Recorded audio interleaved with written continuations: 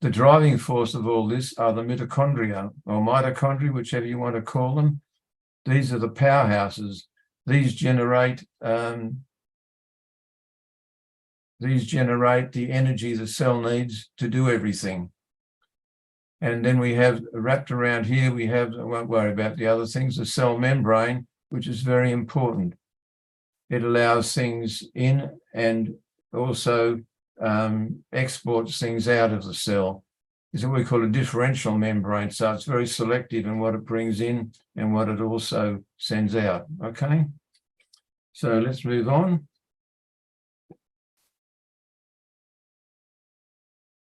Otherwise, I doesn't want to move on now. Try up here.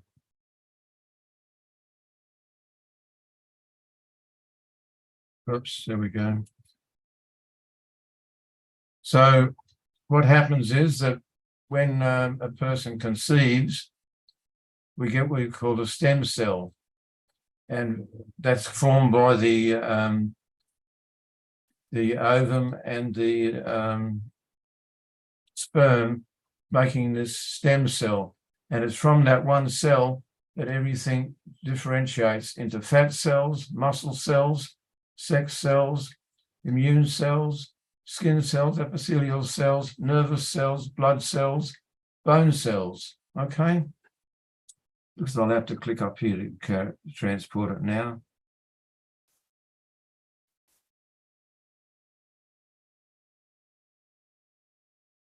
So let's have a look and see what the results of oxidative stress is on the cells. I just want to give you some examples. Nerve cells, the more damage that occurs to a nerve cell, the slower the nerves get in transmitting messages. Have you ever found that as you're getting older, you don't respond as quickly, your reflexes aren't as quick? That's due to cumulative damage. So we get slower reaction times, and eventually poorer the memory gets. And when it gets very bad, we get dementia. Bone cells, when they start to get damaged, we get osteoporosis. They're not functioning properly. Cartilage cells, we have an epidemic of hip and knee problems of people I know at the moment. That's because the cartilage has degenerated and it's bone on bone. I have a friend who's in absolute agony at the moment because he can't get a hip replacement and he's just got bone on bone. And then the other thing that happens as we get older, if you notice, we get shorter. This is because the cartilage between the vertebra age, and so we gradually shrink in height. Some more muscle cells, we lose muscle mass and get weaker. I find there are things I'm not as strong as doing now, and I have to get my son or my daughter to do it. My daughter can do it better than me because I'm getting so weak. Sex cells, if a person's sex cells get damaged, then when the woman becomes pregnant, she may give birth to a defective child. Immune cells, our immunity drops as we get older because they don't function as well. This is accumulative damage. And DNA, if DNA gets damaged, eventually we'll get cancers and whatever. So that gives you an idea of what we're talking about. So what are free radicals? Free radicals are any chemical or atom or molecule that has a free unpaired electron. So how can I explain this? Give you a bit of chemistry 101, all right?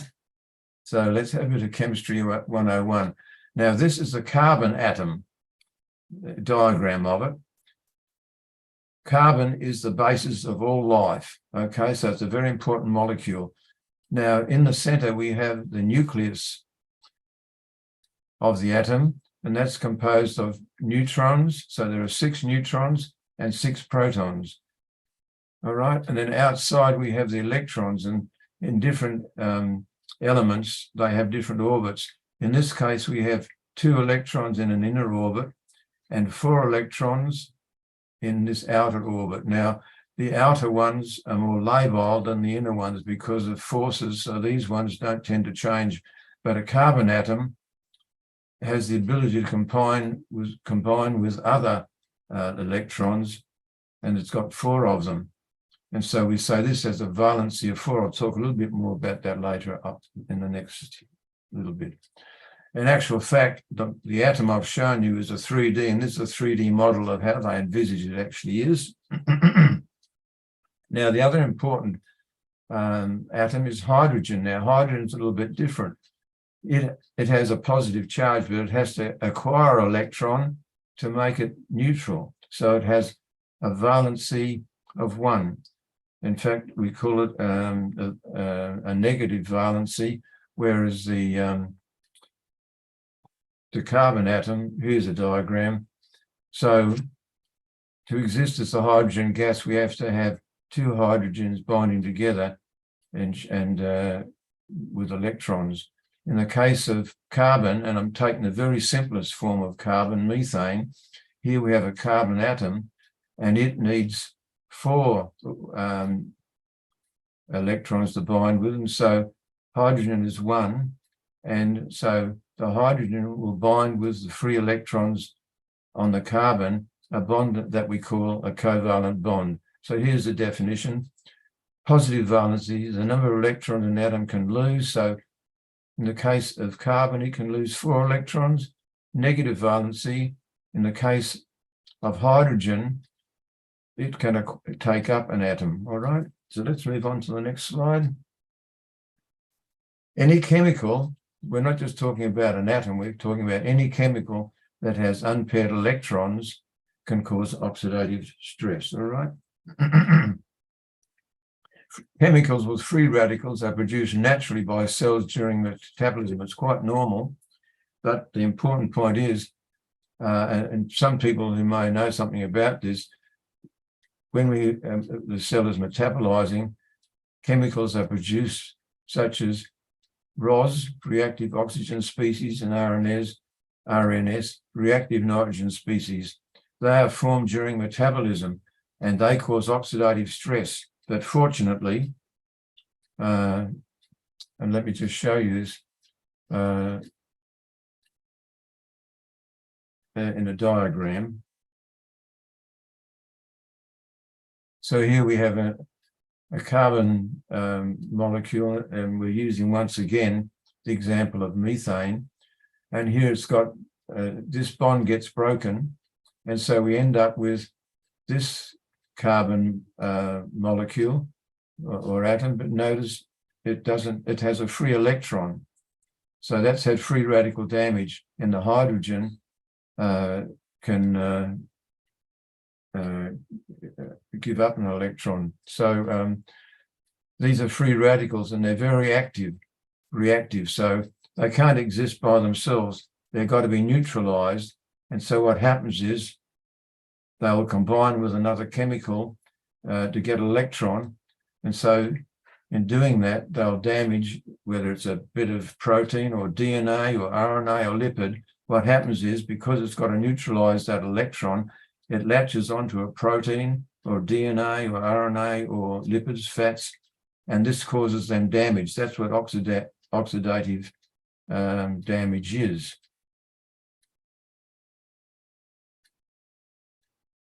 So what causes these free radicals? First of all, there's natural causes. We've just mentioned that. Cell metabolism, e.g. calories to energy. So that's what the cell does. It gets its energy, and that produces these free radicals. Now, normally what would happen is the cell produces other molecules which will neutralize those free radicals. But if we have too much, and this is an important thing to get in your mind, if we produce too many free radicals, the natural molecules in the cell which neutralize free radicals aren't enough. And so we have all this excess free radicals, and it wants to bind to something, and it'll damage the other molecules as it does it. Another natural cause is inflammation. When we have pain or injury or infection or stress, the body produces inflammation, which is free radical molecules. and aging, just a natural aging process, we gradually produce free radicals. There are also external sources, and these are the ones that we really want to concentrate on, because these are the ones we can do something about. Pollutants and chemicals, cigarette smoke, UV light, ionizing radiations, X-rays, and even cosmic radiations, even though we don't get strong cosmic radiations, but when you go into space, of course, you do. And so we're shielded much by that because of our distance, but we still get some cosmic radiation a little bit all the time. So what causes free radicals? A bit more about this.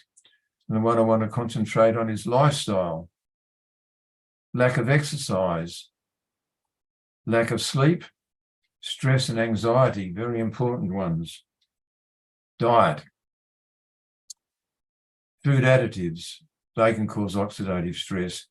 High GI foods, you know what GI is, glycemic index, high in sugar, foods high in sugar and refined carbohydrates, and even proteins.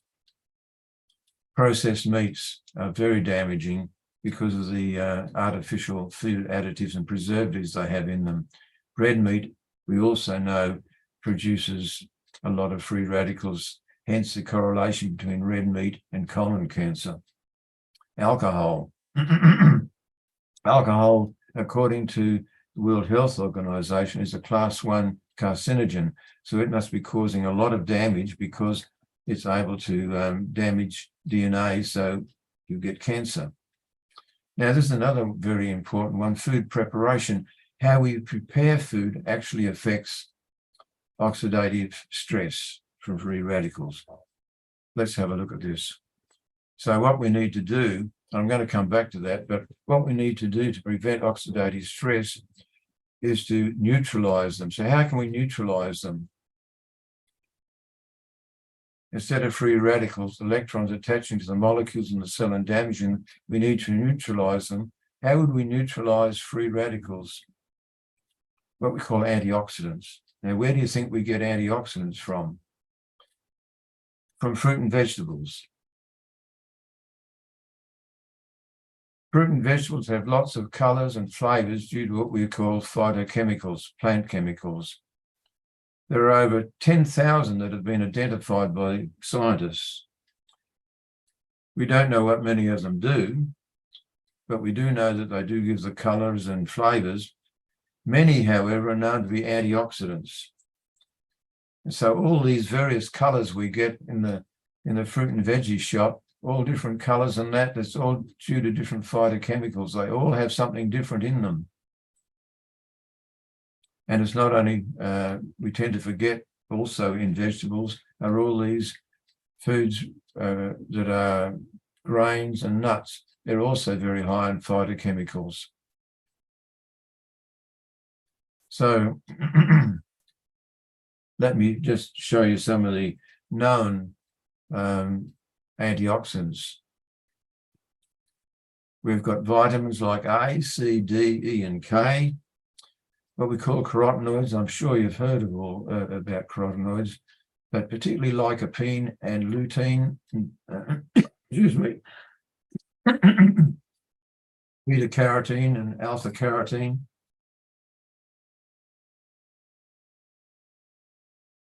These are all beta-carotenes, and just an example. Ubiquinones, you've probably heard of coenzyme Q10.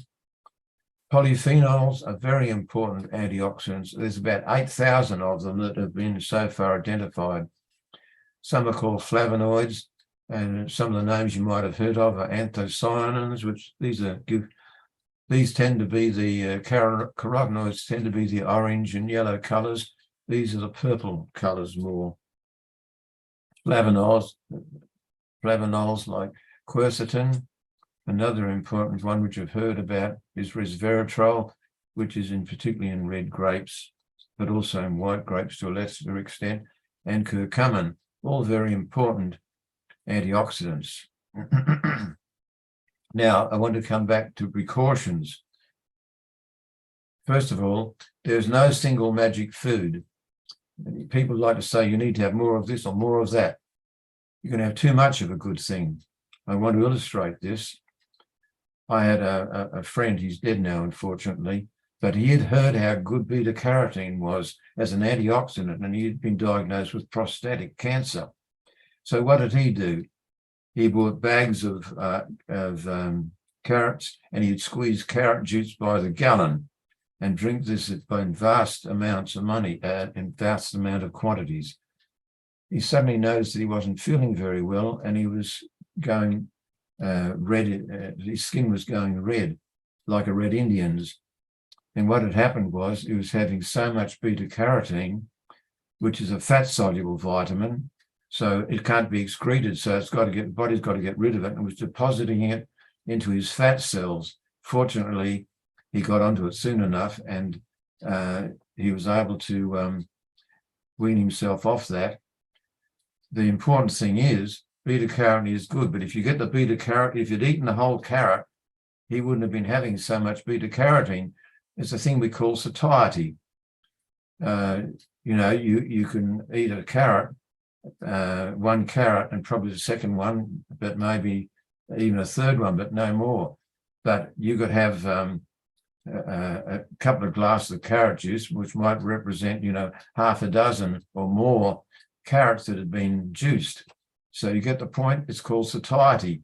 Nature has this regulation that you don't eat too much of a good thing. Okay. So fat-soluble vitamins may be very toxic. They are very toxic. And another example I just want to give you is selenium is what we call a micronutrient. We need selenium in our cells, but too much is toxic. And another experience I had, I stayed with a person down the country some time ago. I was going to give a talk in their town, and he said, come and stay with me. And in the morning, he would have a big glass of selenium. He had selenium as for the farm animals, which they'd lick, and he'd dissolve some of that in water, and he was getting this huge amount of selenium, which is toxic. The other important thing is, while we need to have food in their natural form, that's another one I just wanted to mention, UV light. You can have too much UVB light. It's essential for making B12. The UVB light hits the skin and converts a precursor of cholesterol into B12. But this is a very important thing. The body stops making that when it stops converting that once it's made enough. But the other very important thing is too much UVB is carcinogenic. It causes oxidative damage to our skin cells and leads to cancer. Sleep also is very important, but very interesting. Studies have shown that you need, and generally speaking, we need about 8 hours sleep a night, 7 to 8, they say. It depends on age and other factors, but they've found that people have too much sleep. That has a detrimental effect, which is very interesting. I just want to talk for a moment now about supplements. So you're saying you can get supplements of beta-carotene and B12 and all these, and curcumin and everything else. Should we be having supplements? I think they're useful if we have a deficiency, but in the short term only. The exception is B12. We can't get B12 from other sources. Some people feel that you can get B12 from some algal sources. Unfortunately, the compound is called cyanocobalamin, but the isometric form that's produced by the algae is not the same as the isometric form that we need in our body. I had trouble convincing someone of this once when I was giving a talk when they used to train what we call CHEP. These were community health education presenters. And this person insisted that she didn't have to have any B12 supplement. And so she was using this algal sauce, and she convinced her daughter to use that, and her daughter did the same thing, but she wasn't getting enough B12, and the daughter nearly lost her baby because the baby didn't have enough B12 and had brain damage. So the other thing with B12 is that you can't have too much of it because it's a water soluble and the body excretes it if you have too much. So you may sometimes need a B12 supplement, because if you go vegan, you will not get any B12. B12 can only be obtained from animal sources, eggs and milk and meat. The animal, you know where the animal gets the B12 from? They don't make it because they're animals like us. They get their B12 from the bacteria in their rumen. And that rumen bacteria, they produce the B12, which provides all the B12 for the animal. And so that's where you can get your B12 from animal sources, because they have bacteria which produce it. Now, one has to be very careful here. Some people say, well, you know, I talked about the microbiota, I think, last time, didn't I? Is that correct? Anyway, the bugs in our gut. And some people feel that we may have enough bacteria producing B12 in our intestine, in our colon, to give us enough B12. This hasn't unfortunately been proved, because a lot of people's microbiome or gut flora is deficient and they don't have them. The other thing that people often say, look, I'm not having any supplement and I'm all right. Some people's B12 is recycled in the body, and some people seem to be able to store it a lot longer than others, but eventually they'll use up all that B12 and then they'll start to show vitamin B12 deficiency. So that's the only exception, I believe, where supplementation, or you can eat or drink a food that is got B12 supplement. You can get soya milks, for example, which are and almond milk, and also oatmeal milk, which have enough B12 in them that if you had 2 glasses a day, you would get sufficient B12 for all your functions. But the important thing I'm trying to emphasize, and that's why I digressed and spent a bit of time on B12, the best source for your antioxidants is from natural sources, from the food, the vegetables, all right? The other important thing is that you get synergy. We don't understand this, but the different chemicals work together, and so the combined effect of those chemicals in the foods are more effective than either used separately. So that's what we call synergy, and so that's important, and that's why we need to have the whole food and not the extracts. Now, I just want to spend a moment on food preparation, and this might be difficult for some people. I accept that. We now know that moist heat is better than dry heat and deep frying, particularly deep fried foods. These produce what we call advanced glycation end products. The abbreviation for those is AGE. And that's a very good acronym because they actually age us. They also produce oxidative stress. And I've got the reference there for it if you want to go and look it up. So just some more precautions. Although moist heat is good, so often when we cook food in water, the nutrients leach out into the water. So what you want to do is don't throw the water out, use it as a soup stock, and so you get the benefit of that, but you don't get the age with that. Ages are particularly high in fast foods because they're high in sugar, and you get chemical reactions with other chemicals such as protein, lipids, and nucleic acids.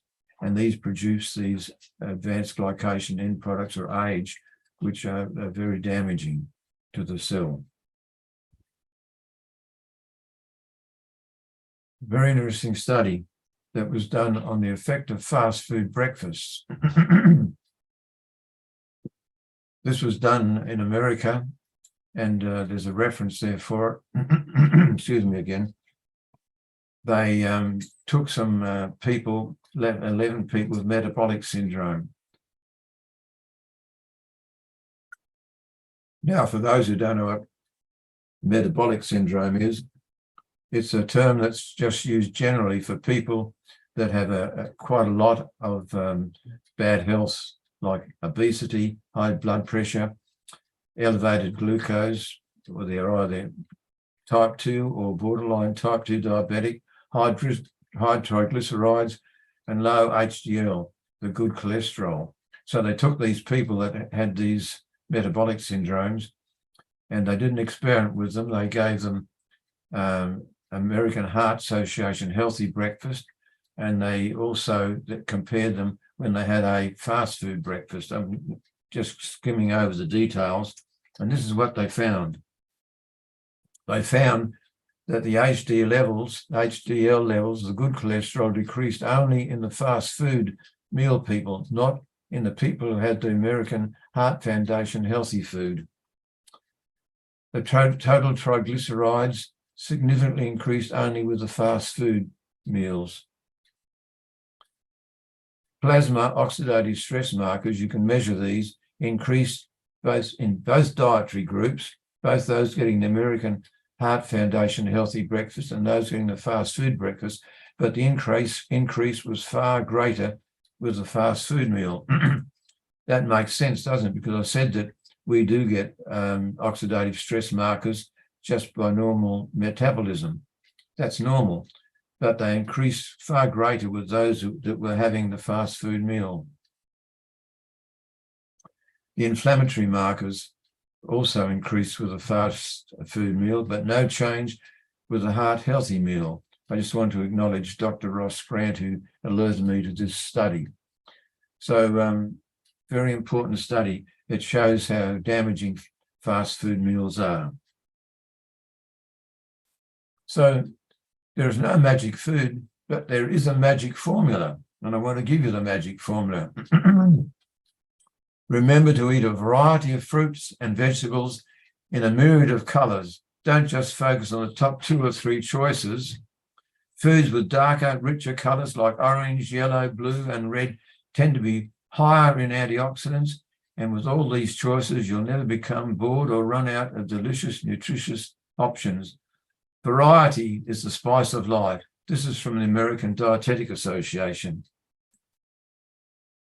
Another one I like is good nutrition and physical activity are interdependent and work together to enhance health.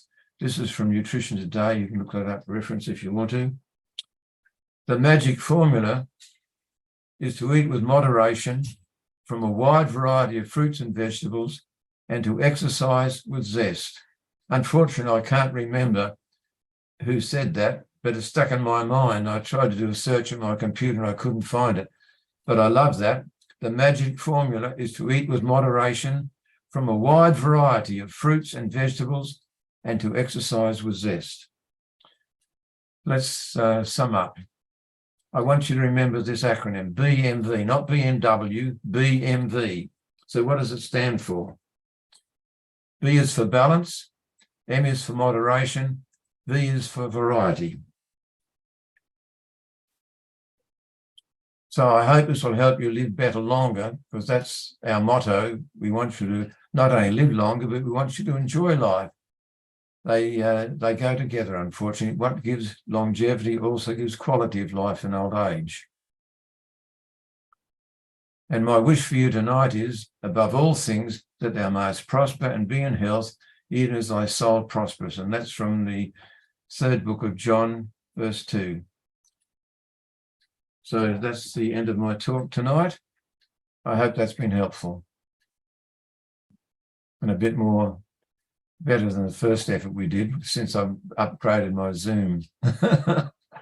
That's good. Thank you so much, Dr. Warren. We're open now any for questions? sorry. Yeah, we open it now for any question from our guest.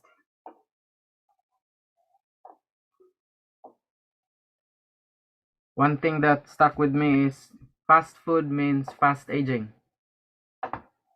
Just a minute, I'm having trouble. I need to increase my volume. Any question from our Zoom participants? You can put it on the chat or just unmute yourself.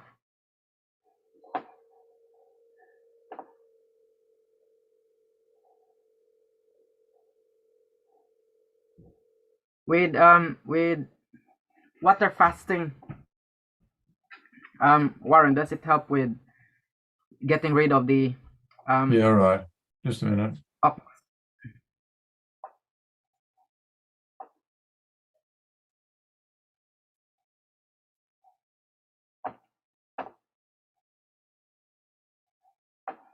Hello, Warren? There we go. Okay, all right. So what about water fasting? Does it help with getting rid of the free radicals? Can you repeat that again? Because Yeah, most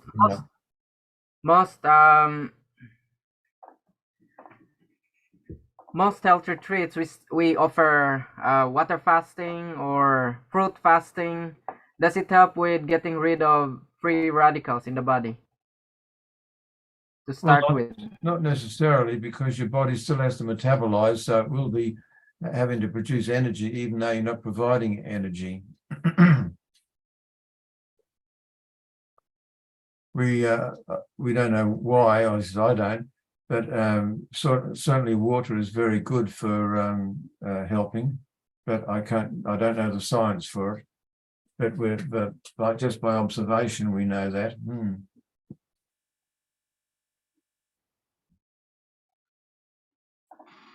So what about oxidized foods like left in the open?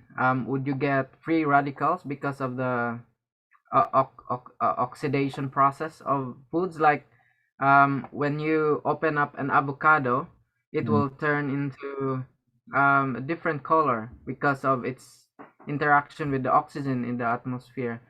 Does that is that the free radicals? Yes, you can get older food exposed to oxygen will oxidize more readily. Yes, absolutely. And so that's another source of free radicals too.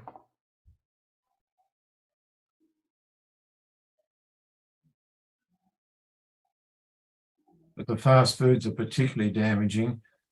Several reasons. First of all, the chips are deep fried, and so you get reaction between the carbohydrate and the sugars, carbohydrates. And so much sugar in our fast foods, they react with the proteins and other molecules, and they cause oxidative stress. So fast foods are just loaded with oxidative stress.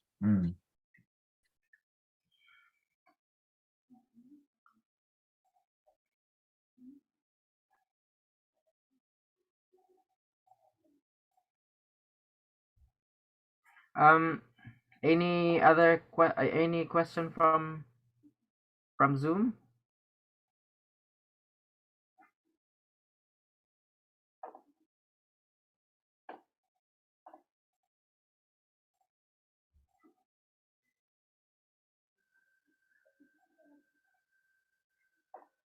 All right.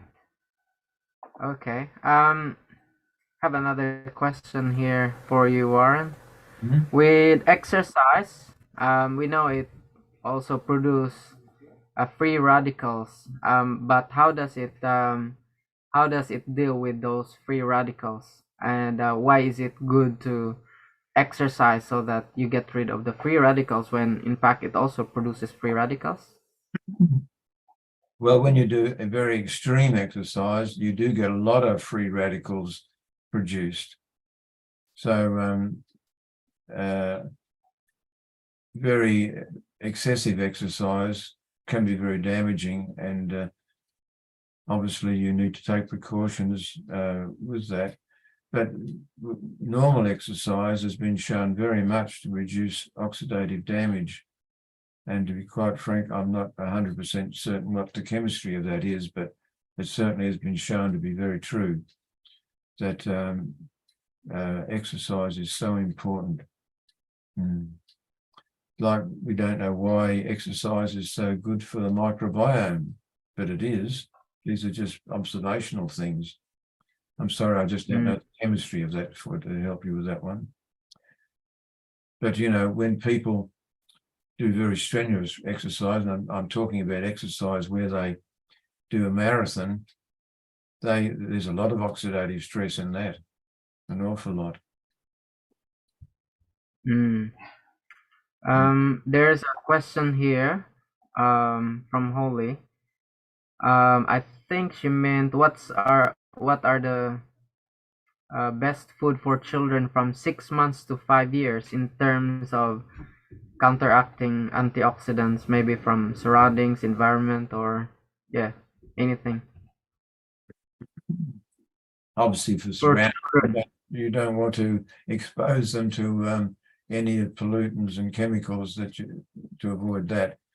But the important thing with children is to make sure they're getting enough protein. That's very important because they're growing and they've got to get sufficient protein. And for energy, they need to also make sure that they're getting the carbohydrates are the energy foods, but they need to make certain that they're getting whole grains and whole nuts, which have the inbuilt antioxidants in them already. Does that make sense? Yeah. And you get free radicals from your burnt food, like yes, that's an interesting one, Benji, because my family will tell you that if I make a bit of toast, I only put in the toaster, so I thaw it out because it's been in the deep freeze to preserve it from going stale. I cut the crust off. You know, I was told as a kid, eat your crust. In actual fact, that's the worst part of the bread, because the reason why it goes brown is because the sugar in the bread has combined with the protein and caused these age molecules. But when you really burn stuff, there's another problem there as well. Not only age form, but we get carcinogenic materials produced. So yes, definitely you don't want burnt food because they produce carcinogenic chemicals, but there's also this free radical situation as well. So is that something the body can deal with? For example, I still want my toast a little bit burnt. A little bit what? A little bit burnt. Right. Can the body deal with that compared to a burnt steak, meat steak, or a beef steak? Well, you're talking about sunshine now? No, food. When you burn your toast, are the free radicals created? Is that something that the body can deal with and have not that negative effect? Well, it depends, in my view, what else you've had. If you've had some other antioxidants, there may be some ability to neutralize.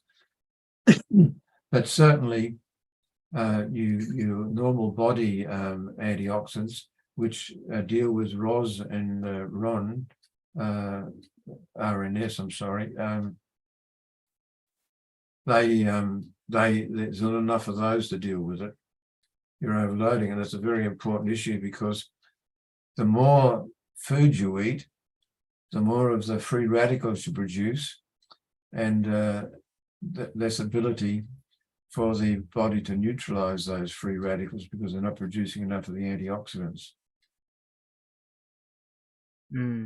Now, I asked the person who does research on ages the very question you asked, and he said, to be frank, I don't know.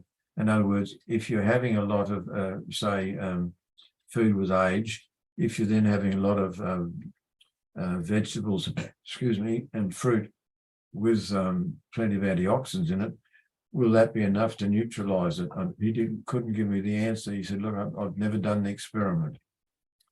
That was Dr. Ross Grant when he researches in this area. So I don't know. My personal feeling is don't take the risk. Yeah. I was imagining that a burnt plant food, that's something the body can deal with, but not burnt meat, from animal products. No, very carcinogenic. Mm. Right.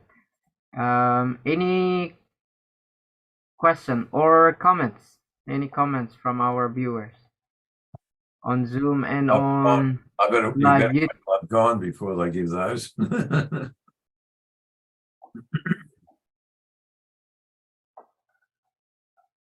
All right. If there is no more comments or question, we can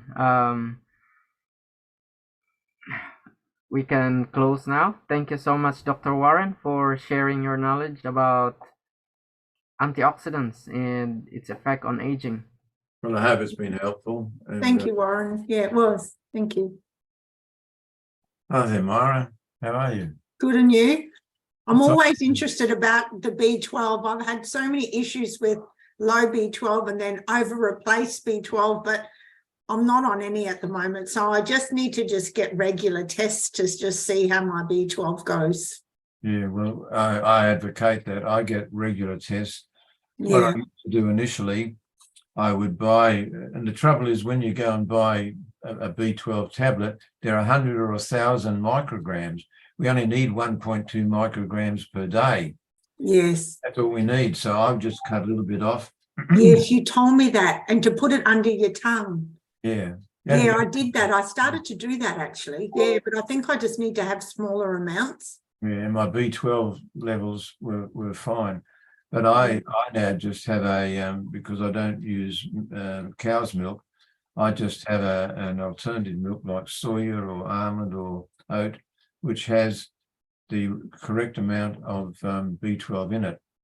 Mm. And in the last few years I've been doing that, my B12 levels have been right within the normal range. I have to do that too. Well, it's a painless way of doing it in a cheaper way. Yeah. There's not much more to buy an alternative milk that has the B12 added compared with one that doesn't have it added. Mm. And the other thing is some of them have better protein content, and we do know that protein is needed for B12 absorption, what we call intrinsic factor. Anyway, that's just my thoughts on it. Yeah, thank you.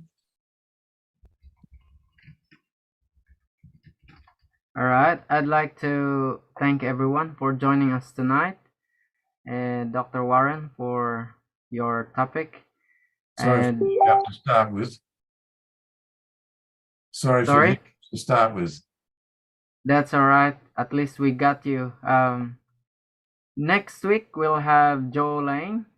She'll be talking about losing weight God's way. So don't miss that. Next Saturday, 6:30. Same link. Save that link, Zoom link, and same time, 6:30 to 7. And we have different speakers lined up for this month already. And so yeah, hopefully we'll see you each and every week. And please share it with your friends. If you go to our website, just search for Shalem Outpost, and you'll see playlists there for health webinars, and all are recorded, and you can go through the missed sessions. Thank you so much, Warren. All right, everyone. Can I ask you to pray before we go? Thank you. Sorry? Can I ask you to close with prayer? Certainly, yes. Our Father in heaven, we realize how fearfully and wonderfully we have been made. And I believe that we need to be conscious of how we can look after our bodies that you've given us responsibly. And thank you for the information that's now available, that we know how to live better longer and be a better service to you and our fellow men. I just pray that you'll be with each person now and that help each one of us to make the right decisions so that we can look after our bodies, I pray in Jesus' name. Amen. Thank you so much, everyone. Good night. We'll see you Thank you. next Saturday. Bye. Bye-bye. Bye. Thanks, Myra. See ya. Bye. Bye. Thanks, Christine. Thanks, Holly. Thanks, Carrie, Liz, Lorraine, and Joyce. Good night.